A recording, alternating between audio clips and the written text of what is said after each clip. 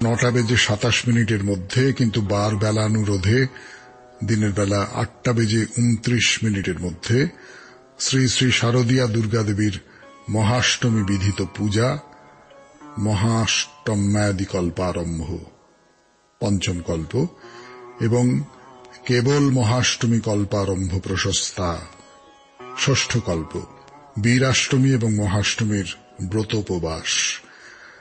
রাত্রি 7:44 গতে সন্ধি পূজা আরম্ভ, রাত্রি 8:08 গতে বলিদান, রাত্রি 8:32 মধ্যে সন্ধি পূজা সমাপন। শ্রী শ্রী কালিকা দেব্যাবির্ভাব, শ্রী মহিষমর্দিনী দেব্যাবির্ভাব, মহারাত্রি নিমিত্তানুষ্ঠান, কুমারী পূজা। আমাদের হোয়াটসঅ্যাপে চিঠি পাঠাবার নাম্বার 9831922927। চিঠির গোড়ায় অতি অবশ্যই SG লিখতে হবে। আর আমাদের ফেসবুকের নাম হচ্ছে শরণাগত সৌমিত্র, SHARANAGATA শরণাগত, SOUMITRA সৌমিত্র। এবারে বলি আজকের অনুষ্ঠানে কি কি আছে। আমাদের পুরাণ চিরন্তনে যেভাবে সাজানো হয়েছে পুরাণ চিরন্তন, সেটা হচ্ছে যে অল্প একটুখানি দেবী দুর্গা সম্পর্কে তত্ত্ব কথা বলে নেব, তারপরে চলে যাব গল্পে। তো পুরাণ চিরন্তনের পরে আমাদের গীতার আলোচনা। গীতার আলোচনা নিয়ে দুরকম পথের কথা বলা হচ্ছে। মোক্ষ লাভের দুটি পথ, সেই দুটি পথ, তার মধ্যে একটি পথের উপরই জোর পড়ছে বেশি, আর সেই পথটাই হওয়া উচিত আমাদের পথ। কাজেই গীতার এই অংশগুলো শোনা আমার নিজের মনে হচ্ছে খুব জরুরি।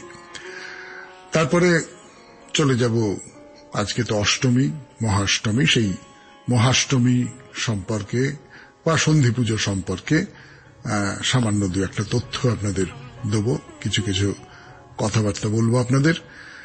তারপর চিঠিপত্রের উত্তর, এবং শেষে বাইরে দূরে। বাইরে দূরেতে আমরা এখন আছি মহারাষ্ট্রে, গণপতিপুলের মন্দির দেখছি।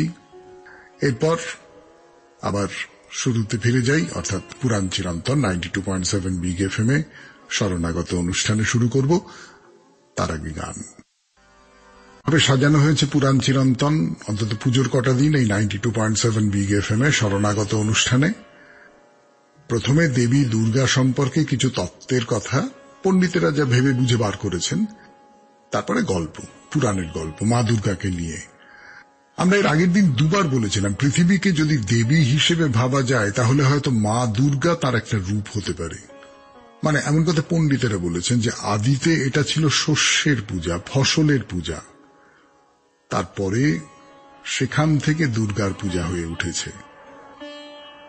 একটা মজার কথা বলি, আমাদের এই যে দুর্গা পূজা কোন সময় হয়? শরৎকালে তো। এবার তৈত্তিরীয় উপনিষদে দেবী অম্বিকার সঙ্গে শরৎকালকে মিলিয়ে দেখা হচ্ছে। সেখানে বলা হচ্ছে শরদ্বৈ অম্বিকা, মানে শরৎকালী অম্বিকা। আর অম্বিকা তো মা দুর্গার একটা নাম, তাই না? ফিরে আসছি গানের পর 92.7 বিগ FM এ শরণাগত অনুষ্ঠানে। বলছি দেবী দুর্গার কথা, তাকে নিয়ে যে তত্ত্ব, সেই তত্ত্বের কথা, এবং তাকে নিয়ে যে গল্প, সেই গল্পের কথাও বটে। ফিরে এলাম গানের পর। শুনছেন শরণাগত পুরাণ চিরন্তন 92.7 বিগ FM এ। আমি আছি আপনাদের সঙ্গে, আপনাদের সৌমিত্র বসু। তো যেটা বলছিলাম যে শরৎকাল আর অম্বিকা একাকার হয়ে যাচ্ছে। এইবারে ভাবুন আর একটা কথা, শরৎকাল থেকেই কিন্তু আমাদের এই বাংলায় ফসল ঋতুর আরম্ভ। যে পর্ব শেষ হয় বসন্তকালে, তখন তো বাসন্তী পূজা। তার মানে ফসল বোনা, বড় হওয়া আর শেষে ফসল তোলার সঙ্গে দেবী পূজার একটা খুব ঘনিষ্ঠ সম্পর্ক আছে বলে মনে হচ্ছে না? ব্যাস, আর না, এবারে গল্প বলি। ঋষি মেধস্ত রাজ্য হারানো রাজা সুরত আর সংসার হারানো বণিক সমাধিকে সংসারের অসারতা সম্পর্কে উপদেশ দিলেন। তারপরে দেবী আদ্যা শক্তির মহিমা বর্ণনা করলেন। এইবার তাহলে আমরা আপনাদের সেই চেনা গল্প আর একবার শোনাবো, কিন্তু তার আগে একটা কথা বলবার আছে। এই যে সংসারের ধাক্কায় হেরে যাওয়া দুজন মানুষ, তাদের মেধস ঋষি দুর্গার কাহিনী শোনালেন এবং বলে রাখি তারপরে তারা মর্তে পূজা প্রচার করলেন এবং তাদের যা কিছু হারিয়েছিল তা আবার ফিরে পেলেন। এর মানেটা কি? অর্থাৎ মহিষাসুরমর্দিনীর সঙ্গে সুরথার সমাধির জীবনের সম্পর্ক কি, তাই নিয়ে একটা দুটো কথা আগে বলেনি, তারপরে দেবী দুর্গার আগমনের কথা শোনানো যাবে। একটা ব্যাপার খেয়াল করে দেখেছেন, এই যে মেধস মুনির কাছে কাহিনী শুনছেন যে দুজন, তাদের মধ্যে একজন হলেন রাজা, অন্যজন বৈশ্য। আপনাদের সৌমিত্র বসুর মনে হয় এর একটা তাৎপর্য আছে। আপনাদের মনে পড়ে বলেছিলাম স্বামী বিবেকানন্দ তার শিষ্য হিসেবে রাজাদের খুব পছন্দ করতেন। তার একটাই কারণ, তিনি নিজেই বলেছেন রাজাদের প্রভাব সমাজে তো খুব বেশি। তিনি যে ধর্ম গ্রহণ করেন, যে দেবদেবীকে পুজো করেন, প্রজারা সেই ধর্ম সেই পুজোর দিকে ঝুঁকবেই। আর বৈশ্য বাণিজ্য করবার জন্য তো তাকে দেশে বিদেশে ঘুরে বেড়াতে হয়, তার মারফত তাহলে দেবীর মহিমার কথা চারিদিকে ছড়িয়ে পড়তে পারে। তাহলে রাজা আর বৈশ্যকেই দেবীর মহিমা প্রচারের জন্য বেছে নেওয়াটা একটা খুব চমৎকার পরিকল্পনা না? এইবার তাহলে দেবী দুর্গার উপাখ্যান। কাহিনীটা আমি বারবার করে বলছি, সকলেরই জানা, তবু একবার ঝালিয়ে নেওয়া যাক। হয়তো গল্পের ভেতর থেকে একটা দুটো ভাবনার সূত্র বেরিয়ে আসতেও পারে, দেখা যাক। প্রথমে বলি মহিষাসুরের কথা। রম্ভ নামে এক অসুর ছিল, সে তপস্যা শুরু করল। তপস্যায় সন্তুষ্ট হয়ে ব্রহ্মা এলেন তার কাছে। রম্ভ বলল, আমি আপনার কাছে এমন একটি পুত্র সন্তান চাই যে ত্রিভুবন বিজয়ী বীর হবে। তারপর কি হলো? তারপর 92.7 বিগ এফএম এ শরণাগত অনুষ্ঠান শুনছেন আপনারা। আমি আপনাদের সৌমিত্র বসু। আজকে আর নয়, আগামীকাল এই গল্পের বাকি খানিকটা অংশ আপনাদের শোনাবো। আপাতত আমরা চলে যাচ্ছি গীতার আলোচনায়, গীতার ব্যাখ্যায়। আমি আপনাদের সৌমিত্র বসু, আর আপনারা শুনছেন 92.7 বিগ এফএম। তা নিয়ে কথা বলতে বলতে বলেছিলাম দুরকম মার্গ বা পথ আছে। বলেছিলাম এই 92.7 বিগ এফএম এ শরণাগত অনুষ্ঠানে এই যে দুরকমের মার্গ বা পথ, একবারে সৃষ্টির আদিকাল থেকে এই দুই পথ আছে। একটা হলো জ্ঞানযোগ আর একটা হলো কর্মযোগ। যারা সংসার ত্যাগ করে সন্ন্যাসী হয়ে গেছেন তারা কেবলমাত্র জ্ঞানযোগের সাধনা করতে পারেন। জ্ঞানযোগের মানে হলো বিবেক, বৈরাগ্য আর সম মানে সংযম ইত্যাদিকে সহায় করে গুরু যেমন যেমন তত্ত্ব উপদেশ দেবেন তা শ্রবণ করা মানে শোনা, বোঝা, ধ্যান করা। আমি যেভাবে ব্যাপারটা বুঝেছি সেটা বলি। দেখুন, জীবনের সার্থকতা তো কোনো একটা সার্থকতার বোধে পৌঁছানো নিয়ে, অর্থাৎ বহু মানুষের জন্য, জগতের জন্য কিছু একটা করা, এইটা নিয়ে যদি ভাবি এইরকম করে, আমি কিছু করলাম, সেটা ঈশ্বরের কাজ হিসেবে করলাম, আমার দায়িত্ব কর্তব্য বলে করলাম, শুধু নিজের কোনো স্বার্থের জন্য নয়। ফিরে আসবো এই নিয়ে আলোচনায় গানের পর। 92.7 বিগ এফএম এ শুনছেন শরণাগত জীবন। যে কথা বলছিলাম, গীতা প্রসঙ্গে আলোচনা করতে গিয়ে 92.7 বিগ এফএম এ শরণাগত শুনছেন আপনারা। এমনটা হতে পারে কেউ একটা ভাবনার জায়গা থেকে মানুষকে নতুন পথ দেখালেন, তুমি এইরকম করে ভাবো, এইরকম করে করো, এইটা হলো জীবনের অর্থ, বেঁচে থাকার মানে। তিনি যাকে বলে হাতে কলমে করা, সেই রকমের কিছু করছেন না, তিনি শুধু পথ বলে দিচ্ছেন।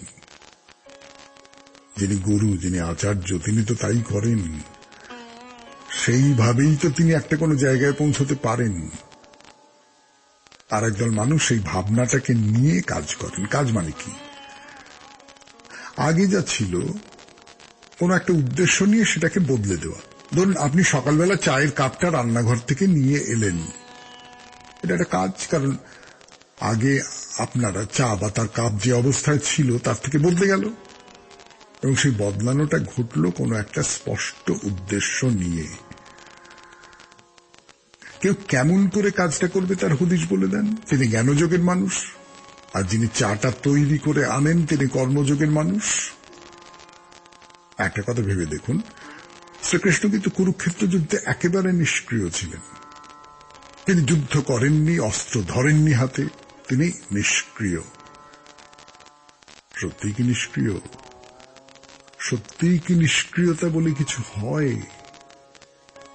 এই যে শ্রীকৃষ্ণের ভাবনায় এক বিরাট দর্শন জন্ম নিয়েছে, তা কি কখনো নিষ্ক্রিয়তা থেকে আসতে পারে? ছেড়ে দিন, এই সমস্ত জ্ঞানের কথা বাদ দিন। বলুন তো, কাজ কাকে বলে তা তো শুনলেন। কোনো কাজ না করে থাকা কি কোনো মানুষের পক্ষে সম্ভব?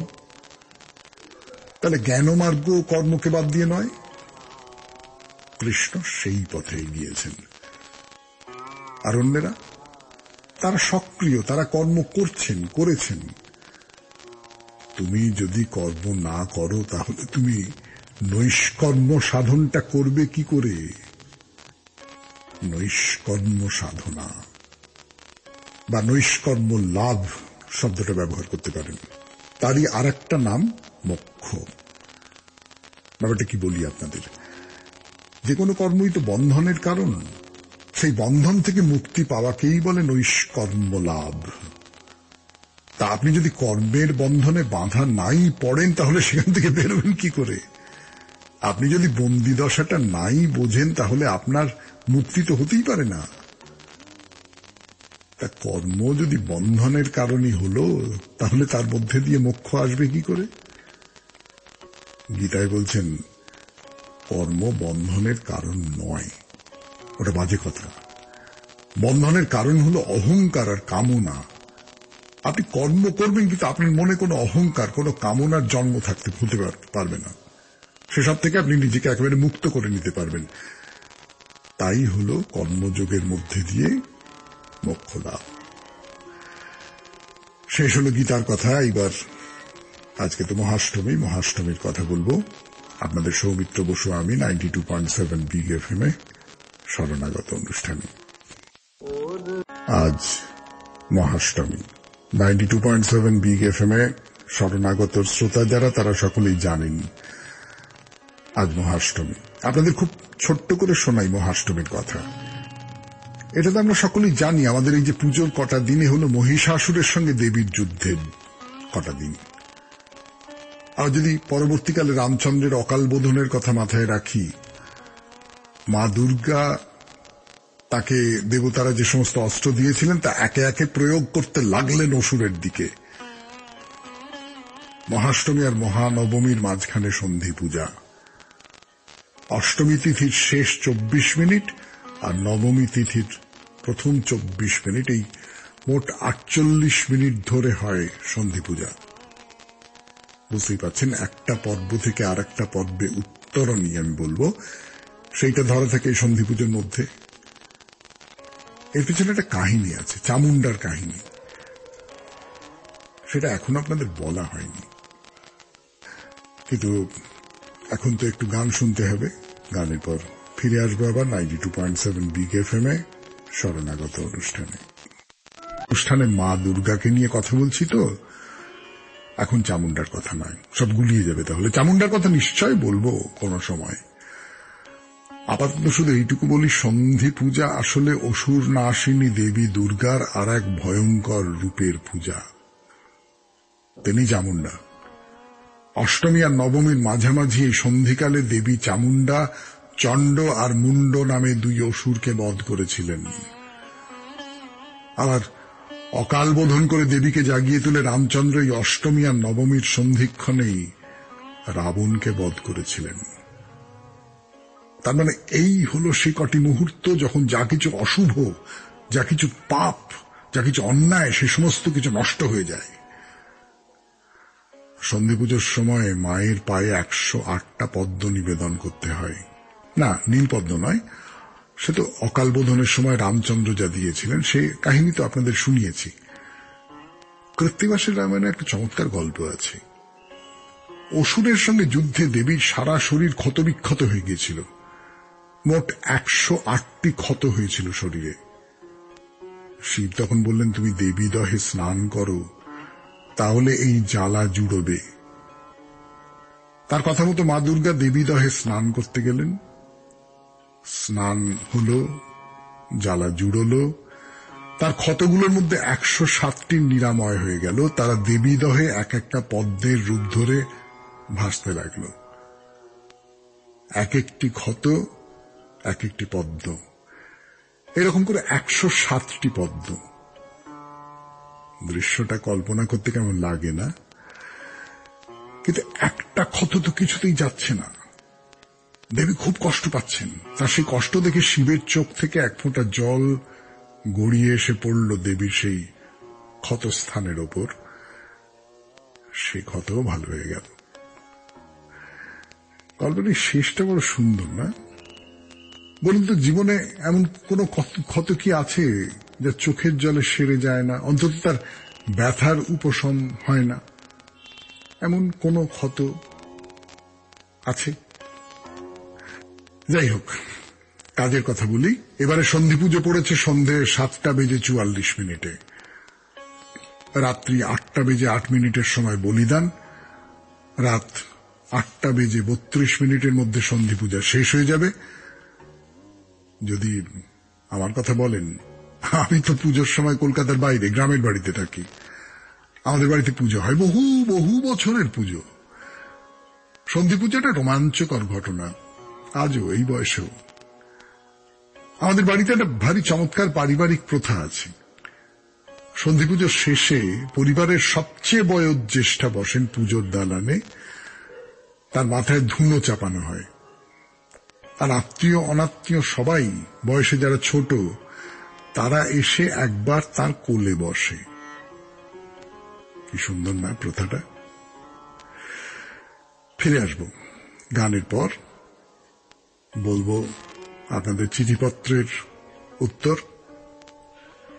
92.7 বিগ FM এ শুনছেন শরণাগত। শরণাগত অনুষ্ঠানের এবারের বিষয় তোমার পূজার ছলে তোমায় ভুলেই থাকি। যদিও অতিমারির প্রভাব কিছুটা কমেছে, কিন্তু পৃথিবী থেকে নির্মূল হয়ে যায়নি। এই অতিমারির জন্য কত মানুষ কর্মহীন। তারই মাঝে প্রতি বছর একটা করে জোরদার সাইক্লোন তছনছ করে দিচ্ছে মানুষের জীবনযাত্রাকে। এরই মাঝে প্রতি বছর শারদীয়া দুর্গাপূজা, অন্যান্য দেবদেবীদের পূজা আসছে আগের মতোই। বড় বড় প্যান্ডেল, চোখ ধাঁধানো আলোকসজ্জা। এসব দেখে মনে হয় কি, হাজার হাজার মানুষ বলি হল, দেশের কত মানুষ পেট ভরে খেতে পাচ্ছে না। পূজা সে কি শুধুই প্যান্ডেল, আলোকসজ্জা, ডেকোরেশন, ধূপ দ্বীপ, ফল ফুল আর নৈবেদ্য সীমাবদ্ধ? এই পুজো কি দেবতার কাছে পৌঁছয়? তাতে ঈশ্বরকে কি খুঁজে পাই? আমি ফুল ফল ধূপ দ্বীপ ছাড়াও অন্তরের ভক্তির বই নৈবেদ্য সাজিয়ে পুজো দিতেই পারি, কিন্তু আমাকে যেন দেখাতেই হবে আমি কত ভক্তিমতী। সেই দেখানোর জন্য কত আয়োজন। আমার নৈবেদ্যের থালা ফলমূল মিষ্টান্নে সাজাই, সেটা যদি জীবন্ত দেবতাদের উদ্দেশ্যে সমর্পণ করতে পারি, তবেই আমাদের পুজো সার্থক। সেই পুজো স্বয়ং ঈশ্বর গ্রহণ করেন। আমরা প্রকৃত লক্ষ্যের থেকে উপলক্ষ্যকেই বড় করে তুলি। তোমায় ভুলে থাকি তোমার পূজার ছল করে। রবি ঠাকুরের কথায় বলি, যারেই বলে ভালোবাসা তারেই বলে পূজা। আমি সেই পূজাতেই বিশ্বাসী। লিখেছেন স্বপ্না পাল, দেওয়ানপাড়া, বেলঘরিয়া থেকে। এবার পড়ি পরের চিঠিটি। ধরা দিয়েও ধরা না পড়ার অভিঘাতে উপেক্ষিত আবার এসেছি তোমার পূজার ছলে তোমায় ভুলেই থাকির অভিজ্ঞতা নিয়ে। বন্দে মাতরম, জয় হিন্দ মন্ত্রে আকাশ বাতাস বিদীর্ণ করে জাতীয় দিবস পতাকা উত্তোলন হয়। বন্দে মাতরমের স্রষ্টাকে জানলেও কোনদিন ভাবিনি জয় হিন্দ নিয়ে। নেতাজিকে নিয়ে চর্চা করতে গিয়ে আচমকাই পেয়ে যাই এই তথ্যটি। আজাদ হিন্দ ফৌজের সর্বাধিনায়ক নেতাজি তার সামরিক বাহিনীতে জাতি ধর্ম নির্বিশেষে বহু মানুষকে স্থান দিয়েছিলেন। তারা প্রত্যেকে প্রভাতে নিজ নিজ ভাবে পরস্পরকে অভিবাদন করত। নেতাজি এটি লক্ষ্য করে কষ্ট পেলেন। তিনি চাইলেন এমন একটা শব্দ দিয়ে অভিবাদন জানাতে হবে যা সকলকে সমান মর্যাদা দেবে। বিষয়টি জানার পর অনেকেই অনেক রকম শব্দ বলল, কিন্তু নেতাজি গ্রহণ করলেন জয়নাল আবেদিন হাসানের দেওয়া জয় হিন্দ শব্দবন্ধটি।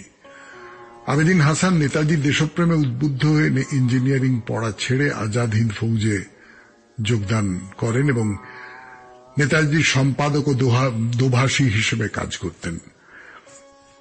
ভারত মাতার যোগ্য সন্তানই শুরু করেছিলেন জয় হিন্দের গৌরবময় যাত্রা। তার জন্মদিনে শোনানো হয়, তোমার আসন শূন্য আজি হেবির পূর্ণ করো, কিন্তু শোনানো হয় না এইসব অজানা সত্য। সুতরাং তোমার পূজার ছলে তোমায় ভুলেই থাকি। ধন্যবাদ। ইতি চৈতালি বাগচি, হাজরাপাড়া লেন, বালি, হাওড়া। দুটি চিঠি শোনালাম। এরপর 92.7 বিগ এফএম এর শরণাগত অনুষ্ঠানে চলে যাব বাইরে, দূরে দূরে, অনেক দূরে, গণপতিপুলের মন্দিরে। 92.7 বিগ এফএম। তার কি দেখা হয়ে গেল গণপতিপুলের মন্দির 92.7 বিগ এফএম এর শরণাগত অনুষ্ঠানে। দেবতাকে দর্শন করাও হয়ে গেল। কিন্তু নিশ্চয়ই লক্ষ্য করেছেন, হিন্দু দেবদেবতার মন্দিরে কখনো একজন দেবতা বা দেবী অধিষ্ঠান করেন না, সঙ্গে আরো অন্য দেবতা থাকবেনই। আমাদের এই গণপতিপুলের মন্দির দেখতে গিয়েও আরেকটি মন্দির দেখতে হবে আপনাকে, হনুমানের মন্দির। বললাম বটে একসঙ্গে, কিন্তু হনুমানজি আর গণপতিজি ঠিক একসঙ্গে নেই। বলা উচিত ছিল এক চৌহদ্দিতে আছেন। গণপতিপুলেকে দর্শন করে তার আশীর্বাদ নিয়ে বেরিয়ে আসুন, আর একটা দেবালয়ের দরজায় ঢুকে দেখুন হনুমানজিকে। বড় একটা হলঘর, শ্বেতপাথরের। তার শেষ প্রান্তে ঠিক যে রঙের তোরণ দেখেছি গণেশের মন্দিরে, সেই কালচে লাল রঙের একটা তোরণ করা আছে। তার ভেতরে হনুমান দেবের আসন। আমরা একটু আড়ালে যাচ্ছি। আমি 92.7 বিগ এফএম এর শরণাগত অনুষ্ঠানে আড়াল থেকে চটপট ফিরে আসছি, দেরি হবে না। শেষ পর্যায়ে আজকের শরণাগত অনুষ্ঠানে 92.7 বিগ এফএম এ শুনছেন শরণাগত। ওই যে লাল রঙের তোরণের কথা বলছিলাম, সেখানে চমৎকার সব মূর্তি খোদাই করা আছে। রাম, লক্ষ্মণ, সীতা, হনুমানের যারা ইষ্ট দেবতা। পাশেই আর একটা লাল দেওয়াল, সেখানে পরপর দেখা যাচ্ছে অষ্টবিনায়কের মূর্তি। যে অষ্টবিনায়কের কথা এর আগে বলেছি আপনাদের, এই গণপতি তুলে বা লম্বোদর যে বিনায়কদের অন্যতম। এই মূর্তিগুলোর মধ্যে একটা প্রাচীনত্বের ভাব আছে। দেখতে দেখতে মনে হয় যেন কোনো প্রাচীন গুহার মধ্যে ঢুকে পড়ে ষাট ষাট দেওয়ালে খোদাই করা দেবতার মূর্তি দেখছি। দেখতে দেখতে বেশ আশ্চর্য লাগে। সত্যি গণেশের কত রকম মূর্তি যে তৈরি করেছেন শিল্পীরা, কত বিচিত্র ভঙ্গিতে। আপনাদের সৌমিত্র বসু চিত্রকলা, ভাস্কর্য এসব কিছু বোঝে না, কিন্তু তবু অনধিকারীর মতো তার একটা কথা মনে হয়। যেহেতু গণেশের রূপটা আর পাঁচজন দেবতার থেকে কিছুটা অন্যরকম, হাতির মতো সুর, অন্যদিকে লম্বোদর, ফলে তাকে নিয়ে শিল্পীর নানান রকম ভঙ্গি তৈরি করবার সুযোগ খুব বেশি। অষ্ট গণেশ দেখলে সেই ধারণাটা বেশ জোরালো সমর্থন পায়। মন্দিরের ধারে ধারে বাতিস্তম্ভ করে দেওয়া আছে, দারুণ লাগে দেখতে। এইবারে বলি, এই মন্দির কবে তৈরি হয়েছিল তার কথা। এমনিতে তো বলেছি এই দেবতা প্রায় 4000 বছরের পুরনো, অন্তত পণ্ডিতেরা সে কথাই বলছেন।